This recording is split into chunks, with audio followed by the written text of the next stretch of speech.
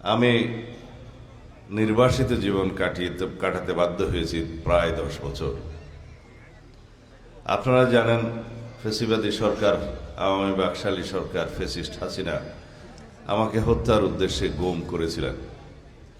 আপনারা দোয়া করেছিলেন, রোজা রেখেছিলেন, নামাজ পড়ে দোয়া করেছিলেন, আমার মা বোনেরা, ভাই বন্ধুরা, এই দেশের সকল জনগণ। আল্লাহ আমাকে বাঁচিয়ে রেখেছে। আমি আজকে আবারও আপনাদের সামনে দাঁড়িয়েছি। এদেশের মানুষের ভালোবাসা আমার জীবনের পাথেয়। সবসময় স্মরণ রাখি, কৃতজ্ঞ থাকি এই যে আমার অনুপস্থিতিতে, আমি যখন কারাগারে বন্দী ছিলাম, তখন আপনারা আমার সহধর্মিণীকে আমার চাইতেও বেশি ভোটের ব্যবধানে বিজয়ী করে সংসদে পাঠিয়েছিলেন। কি করে ভুলি? সারা জীবন কৃতজ্ঞ থাকবো, শেষ নিঃশ্বাস থাকা পর্যন্ত আপনাদের এই ভালোবাসার প্রতিদান দেওয়ার চেষ্টা করব, যদিও রক্ত দিয়েও আমি এই প্রতিদান শোধ করতে পারবো না। আজকে জাতীয় রাজনীতিতে একটা গুরুত্বপূর্ণ সন্ধিক্ষণ। বাংলাদেশ প্রকৃতপক্ষে একটি শক্তিশালী গণতান্ত্রিক বাংলাদেশের রূপান্তর হবে।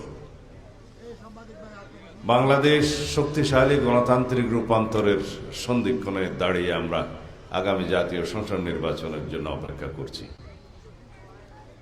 আশা করি এই সপ্তাহের মধ্যেই আগামী নির্বাচনের তফসিল ঘোষণা করবে নির্বাচন কমিশন। আমরা যেটুকু জানি,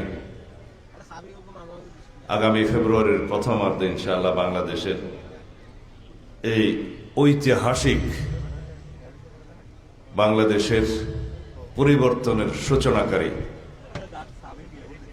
জাতীয় সংসদ নির্বাচন অনুষ্ঠিত হবে। এই নির্বাচন শুধুমাত্র ভোটে বিজয়ী হয়ে সরকার গঠনের নির্বাচন হবে না। এই নির্বাচন হবে সারা বিশ্বের মধ্যে স্বীকৃত এবং প্রশংসিত একটি নির্বাচন। এই নির্বাচন জনগণই তার নিজের ভোটের পাহারা দিবে, আর কাউকে লাগবে না। দীর্ঘ 16-17 বছর আওয়ামী ফ্যাসিবাদের কবলে পড়ে এই দেশের মানুষ ভোটাধিকার হারিয়েছে, গণতান্ত্রিক অধিকার হারিয়েছে, বাংলাদেশের নাগরিকদের সকল রকমের অধিকার তারা হারিয়েছে, অধিকার ভোগ করতে পারে নাই। নামে মাত্র বাংলাদেশে গণতান্ত্রিক শাসন ব্যবস্থা, সাংবিধানিক শাসন ব্যবস্থা চালু থাকলেও প্রকৃতপক্ষে সবাই জানেন গণতন্ত্রের মুখোশে শেখ হাসিনা এই দেশে বাকশাল কায়েম করেছিলেন, একদলীয় শাসন ব্যবস্থা কায়েম করেছিলেন, একদলীয় রাষ্ট্র ব্যবস্থা কায়েম করেছিলেন। ফলশ্রুতিতে বাংলাদেশের জনগণ রক্ত দিয়ে সেই ফ্যাসিবাদের পতন ঘটিয়েছে। আজকে সেই ফ্যাসিস্ট হাসিনা তার নির্ধারিত ঠিকানা দিল্লিতে গিয়ে অবস্থান করছে। শেখ হাসিনা বাংলাদেশের অস্তিত্বে কখনো বিশ্বাস করেনি, মনে প্রাণে কখনো তিনি বাংলাদেশে অবস্থানই করেনি, বাংলাদেশের মানুষের কখনো সেবা করেনি। তারা শুধু সেবাদাস হিসাবে এবং একটি পার্শ্ববর্তী দেশের সেবাদাস হিসাবে বাংলাদেশে তারা ক্ষমতায় অধিষ্ঠিত ছিল, এই দেশের সম্পদ পাচার করার জন্য, এই দেশকে করদ রাজ্যে পরিণত করার জন্য। সেটা বাংলাদেশের মানুষ দেখেছে, প্রমাণিত হয়েছে, এবং গণঅভ্যুত্থানের মাধ্যমে পলায়ন করার পর শেখ হাসিনা নিজেই প্রমাণ করলেন তিনি এই দেশের কেউই ছিলেন না। যারা আওয়ামী লীগের ভাই বন্ধুগণ এখনো আওয়ামী লীগকে সমর্থন করেন, তাদের কি যুক্তি আছে সমর্থন করার আমি জানি না।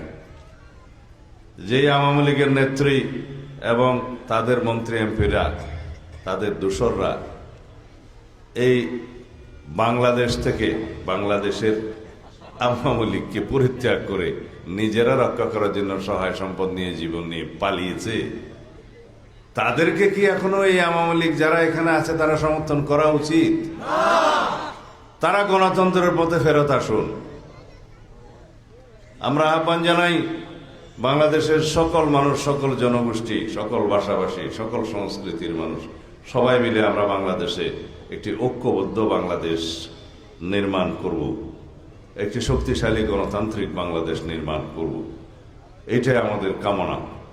এদেশের গণ অভ্যুত্থানের শহীদদের রক্তের প্রত্যাশা, অঙ্গীকার, এদেশের জনমানুষের প্রত্যাশা বাংলাদেশে সত্যিকারভাবে একটি শক্তিশালী গণতান্ত্রিক রাষ্ট্র ব্যবস্থা, সরকার ব্যবস্থা প্রতিষ্ঠা হোক।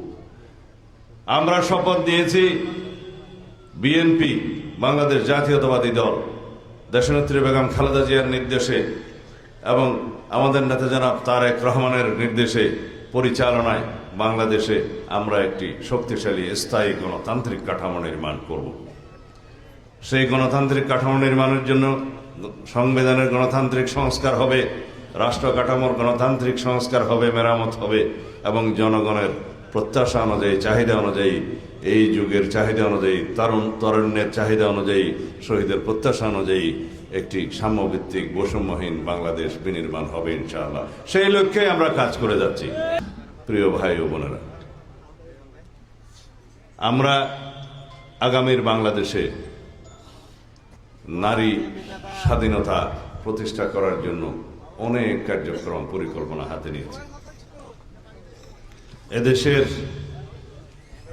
নারী সমাজের উন্নয়নের জন্য আমরা সংসদ থেকে শুরু করে গ্রাম পর্যায়ে পর্যন্ত সর্বত্র নারীর সম প্রতিনিধিত্ব নিশ্চিত করার ব্যবস্থা নিয়েছি। আমরা পরিকল্পনা করেছি তৃণমূল পর্যায় থেকে, গ্রাম পর্যায় থেকে কেন্দ্র পর্যন্ত সকল পর্যায়ে এদেশের নারী সমাজের প্রতিনিধিত্ব থাকবে উল্লেখযোগ্যভাবে। তাহলেই অর্ধেক জনসমষ্টি দেশের নারীরা স্বনির্ভর হবে, স্বাবলম্বী হবে, অধিকার পাবে এবং দেশ এগিয়ে যাবে। যারা আজকে ধর্মের দোহাই দিয়ে মা বোনদেরকে, সরল মনা মা বোনদেরকে বিভ্রান্ত করার চেষ্টা করছে যে এইবার একটা সুযোগ এসছে, অমুক মার্কায় ভোট দিলে তরতরাইয়া বেহেশতে যাবে, এটা আপনারা বিশ্বাস করেন? আমরা মনে করি বাংলাদেশের সহজ সরল ধর্মভীরু মা বোনেরা, মানুষেরা, ভাই বন্ধুরা, তারা কখনো এটাতে বিভ্রান্ত হবেন না। কিন্তু কাকে নসিহত করব? তারা এই সমস্ত যারা কথা বলছে তাদের ধর্মীয় জ্ঞান আছে, দাবি করে, নিজেদেরকে ইসলামী দল দাবি করে, কিন্তু কাজকর্ম করার সময় তারা ইসলামের নাম দিয়ে, ধর্মের দোহাই দিয়ে জান্নাত বিক্রি করে। নাউজুবিল্লাহ। আল্লাহ আমাদের সবার ঈমানকে হেফাজত করুন, আমিন। আমরা রাজনীতি করি, জনগণের জন্য রাজনীতি করি, দেশের জন্য রাজনীতি করি, জনগণের কল্যাণের জন্য রাজনীতি করি। আমাদের সবার অধিকার আছে গণতান্ত্রিকভাবে যে কোনো বক্তব্য দেওয়ার, কিন্তু ওই বক্তব্য দেওয়ার অধিকার নাই যে বক্তব্য সকল জনগোষ্ঠীর ধর্মীয় অনুভূতিতে আঘাত লাগতে পারে। আপনারা সবাই সতর্ক থাকবেন এই বিষয়ে ইনশাআল্লাহ। এবার সারা বাংলাদেশে আমরা বিএনপির পক্ষ থেকে নির্বাচনী ইশতেহার যেটা প্রণয়ন করব আগামী নির্বাচনকে লক্ষ্য রেখে, সেই নির্বাচনের ইশতেহার হবে, বিএনপির নির্বাচনী ইশতেহার হবে এই দেশের একটি মৌলিক গণতান্ত্রিক সংস্কারকে লক্ষ্য রেখে। যে ইশতেহার হবে এদেশের বিএনপির নির্বাচনী ইশতেহার হবে এদেশের গণমানুষের মুক্তি, অর্থনৈতিক মুক্তিকে লক্ষ্য রেখে। সেই ইশতেহার যদি আপনারা সমর্থন করেন, ধানের শীষের পক্ষে ভোট দেন, বাংলাদেশের পক্ষে ভোট দেন, গণতন্ত্রের পক্ষে ভোট দেন, ইনশাআল্লাহ আমরা ইশতেহার বাস্তবায়নের মধ্য দিয়ে বাংলাদেশের গণমানুষের অর্থনৈতিক মুক্তি, গণতান্ত্রিক মুক্তি কায়েম করব, বিএনপি কায়েম করবে ইনশাআল্লাহ।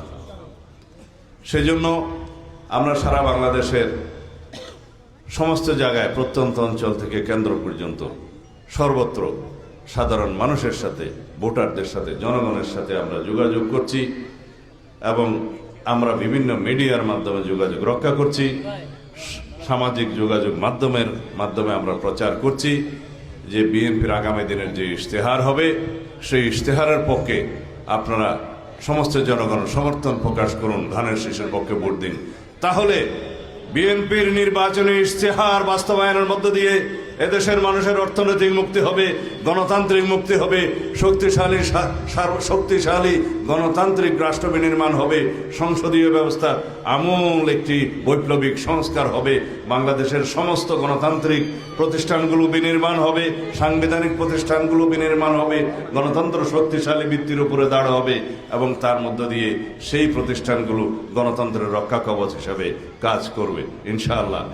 সেই রকম একটি নির্বাচনী ইশতেহার আমরা প্রণয়নের প্রায় শেষ পর্যায়ে আছি। আগামী কয়েকদিনের মধ্যে ইনশাআল্লাহ আমরা আমাদের নির্বাচনী ইশতেহার প্রকাশ করতে পারবো তফসিল ঘোষণার পরে। তারপর আপনারা সেই নির্বাচনী ইশতেহার দেখবেন। সেই ইশতেহারে থাকবে এদেশের মানুষের মুক্তির লক্ষ্যে সমস্ত ধরনের বক্তব্য। আগামী দিনে বিএনপির নির্বাচনী ইশতেহার হবে এদেশের মানুষের মুক্তির সনদ, গণতন্ত্রের মুক্তির সনদ, বাংলাদেশের অধিকার বাস্তবায়নের সনদ।